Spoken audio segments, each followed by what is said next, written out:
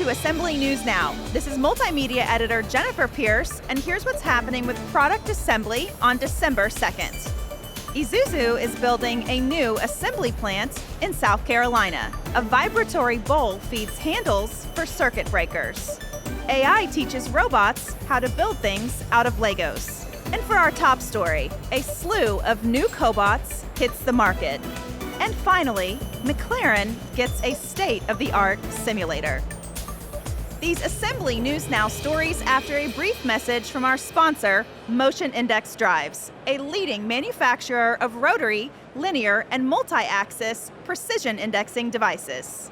Motion Index Drives, rotary index tables, precision link conveyors, weld positioning systems, tool tray shuttles, robot transfer units, and much more through your customized specifications. Learn more at www.motionindexdrives.com. For our first story, in October, Isuzu North America began constructing a new assembly plant in Piedmont, South Carolina. The $280 million factory will produce both gas and battery-powered trucks starting in 2027. At full capacity, the factory will be able to assemble 50,000 truck chassis annually. And for our next story, engineers at Hoosier Feeder recently built an automated system that separates, orients, and feeds plastic handles for circuit breakers. The system features two 24-inch vibratory bowl feeders and two storage hoppers. Photoelectric sensors monitor the amount of parts in the bowl and hoppers. The system feeds 100 parts per minute. Researchers at Carnegie Mellon University have developed AI-powered software that uses text to help robots bring ideas to life with Lego bricks. Their tool, Brick GPT, takes a word such as guitar and creates a brick-by-brick guide for a robot to build a model of that object. Brick GPT knows how to make 21 items out of Legos, including a birdhouse, a piano, and a sofa. To generate a sofa, the user types sofa into the software, which generates a 3D model. An algorithm transforms the model into a brick structure. Brick GPT checks to ensure the structure is stable. A robot can then follow the steps to build the sofa. To train Brick GPT, the researchers created a data set of more than 47,000 Lego structures. And now for today's top story. Collaborative robots continue to be the hottest segment of the automation market. By one estimate, Cobot sales are expected to grow at a cumulative annual rate of 31% over the next 5 years. Several new models have been released this year. Here to tell us all about it is Chief Editor John Spurvieri. John? Thanks, Jennifer.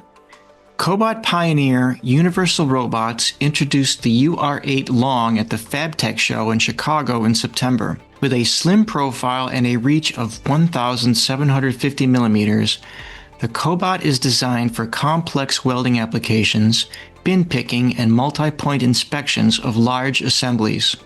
The longer reach, compact tool flange, and fast wrist joints enable the Cobot to reach deep into bins to retrieve parts.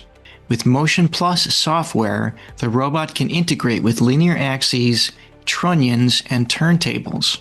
Nachi Robotics, a longtime provider of standard industrial robots, entered the Cobot market for the first time this year with its MZS series. The initial model, the MZS-5, has a maximum payload of 5 kilograms and a reach of 800 millimeters. A laser scanner in the base constantly monitors the area around the Cobot. When it senses the approach of a person or object, it switches from high-speed mode to cooperative mode and automatically slows down. Sensors built into the arm stop the Cobot immediately if something comes within 500 millimeters. The Cobot automatically resumes work when the object moves to a safe distance. Comout introduced its Myco family of Cobots in June at the Automatica show in Munich, Germany. The lineup features 6 models with reaches ranging from 590 to 1,300 millimeters and payload capacities ranging from 3 to 15 kilograms.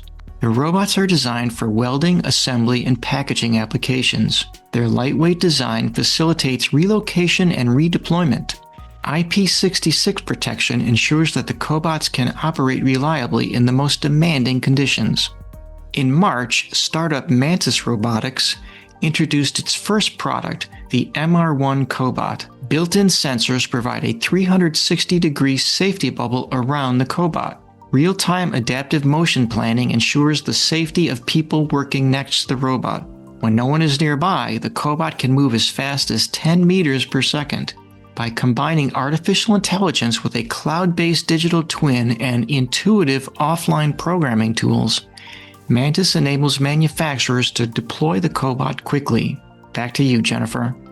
Thanks, John. And finally, at McLaren Automotive Designing and Virtual Testing, the company recently installed a state-of-the-art driving simulator at its headquarters in Woking, England. With ultra-low latency and high bandwidth, the DMG-1 simulator from Dynisma enables engineers and test drivers to virtually experience driving on actual road circuits. McLaren is already using the simulator to fine-tune its new W1 supercar, validating its active aerodynamic systems, suspension setup, and damper controls. The fidelity of road texture and ride inputs is so precise that engineers can simulate low-speed driving on standard roads and high-speed driving on test tracks. That's all for this edition of Assembly News Now. For all the latest news on assembly technology, visit assemblymag.com and follow us on social media. Thanks for watching, and tune in next month for another installment of Assembly News Now.